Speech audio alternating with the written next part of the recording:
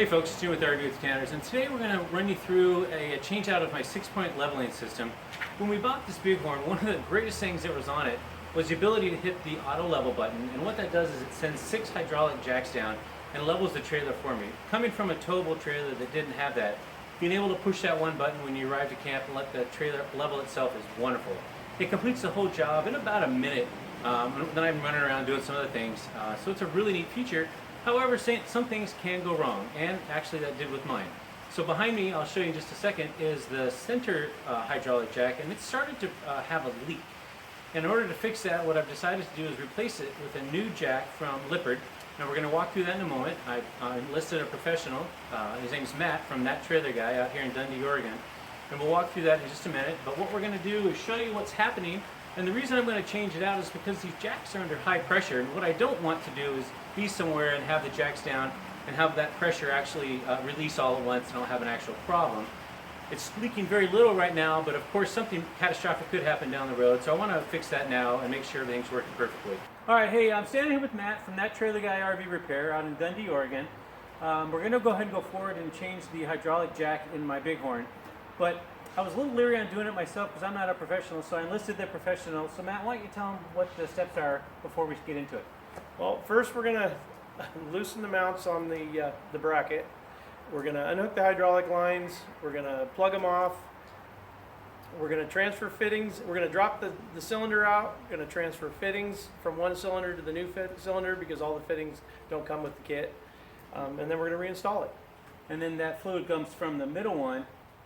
I believe what you told me is on the middle one, the fluid goes all the way to the back one. So if we're replacing the back one, then you wouldn't have to take those fittings off the back of the jack, right? This jack comes set up for the rear or mid position, and it comes with plugs in it, so it could be installed immediately in the rear. You need to remove those plugs to install it in this middle position because the lines continue on back to the rear jack. Perfect. Thanks, Matt. Okay, so what you're looking at now is my front jack. This is the one that's not leaking, so you can see there's no fluid down there on its foot. Nothing really coming down on the arm of the jack. If you come over here and take a look at this one, you can see that all this, there's a lot of hydraulic fluid in there. I threw some actual kitty litter down there to kind of absorb it once, but it's clear that it's leaking, and we're going to fix that by taking it out and replacing it with a new one. Okay, we're going to take these bolts out. Already got them loose here. There's 6 bolts on the back of this in most applications. Put a nut on the back of each.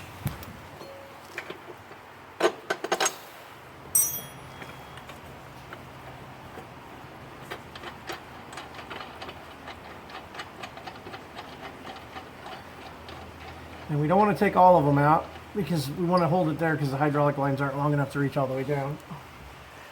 But once we get them all loose, we can leave a couple in to hold it in position and loosen the hydraulic lines. One thing you're going to want to do on this middle jack in particular is there's 2 sets of lines, one set in, one set out. You want to be sure that they stay in the right position when you're done, or one of your jacks is going to move the wrong direction.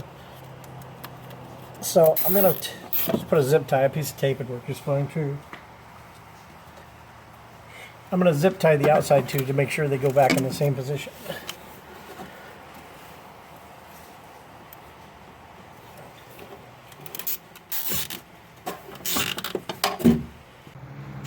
As we unhook these, I'm going to put a service plug in. A lot of people don't have it and they're not that important, but they are handy. It's going to drip a little bit either way.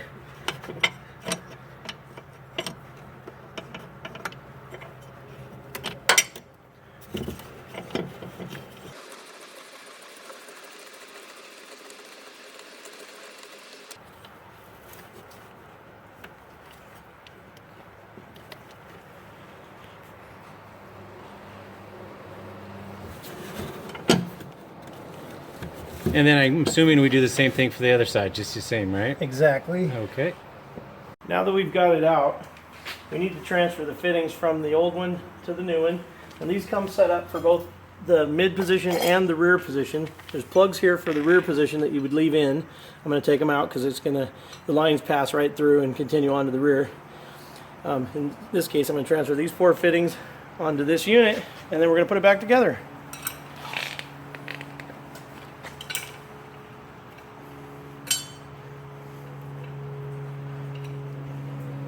Now these are Boss fittings with O-rings, so it's not necessary that you use any kind of hydraulic sealant on this style.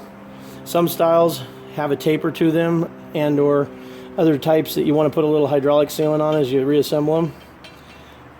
It won't be necessary in this case.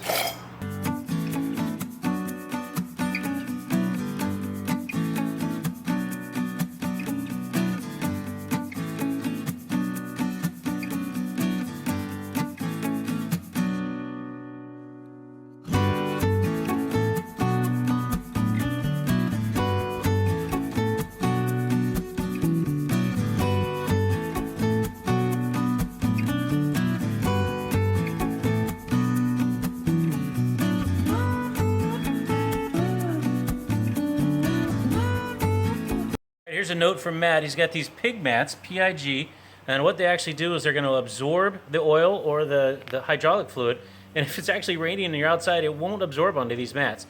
So take a look, maybe order yourself up some pig mats in order to absorb some of the hydraulic fluid that leaks out of the old one. So note, make sure you use your torque wrench and torque it to the proper specs from Lippert. All right, Matt, so it looks like you've got the valves back in there. All 4 of them are in there, and you're ready to put the bolts and nuts back on, right? Yep. So we're going to slide back under with this unit and put a couple bolts in, hook up the hydraulic lines, and then finish putting all the bolts back in. Sounds good.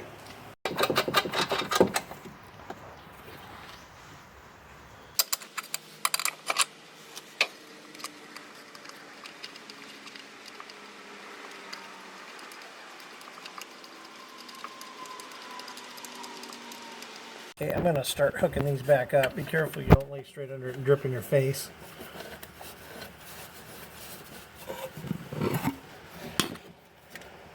And again, I marked the front set in this case with zip ties, so I made sure I put them back in the same spot. It's important. It's a very subtle difference, but this jack would go down and the rear one would go up, and so it wouldn't be good. And the same thing on this other side over here. Okay, we got them all hooked back up and tight, and I'm going to wipe them off real good here. So you can see if anything starts to leak, right? Yep. Okay. You're at all evidence of what we've been doing. We'll be able to see if anything sneaks out of any of those. And then at this point, basically the last thing we need to do is run the jacks all the way down, let them sit for a bit, let the air bubbles rise to the top, and then we'll retract them, and that'll burp the system, get all the air that got into the lines out. Sounds good. And if we lost a lot of fluid, we can top off the reservoir, but it probably won't need much. Okay, so here's where we are now. We've got both the tires off the ground. You see they're spinning here. And we're testing to make sure we don't have any leaks. And we're letting the air bubbles bubble their way out. Alright, so that's a wrap to this video. Hey, things are looking good. The jacks have been down for a couple hours. I keep going back out there and checking. Everything's solid, nothing's leaking. But I do want to give a huge thanks to Matt, owner of That Trailer Guy RV Repair.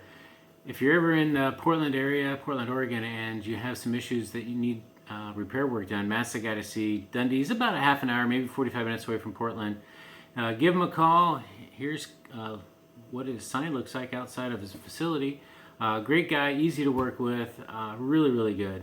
So again, if you have any questions, there's some links down below on some of the products that Matt used, if those are important to you. I think that pig thing is pretty cool to soak up with the oil and the hydraulic fluid, and those little plugs that go into the lines while you're doing the work. Pretty neat stuff to have so you don't make a big mess. If you have any questions, put them in the comments. Remember, if you haven't hit that subscribe button, please do so. Thanks for watching, and have a great day. Bye. So if you haven't done so yet, please remember to hit the subscribe button and then hit the little bell so that it reminds you when we post new videos.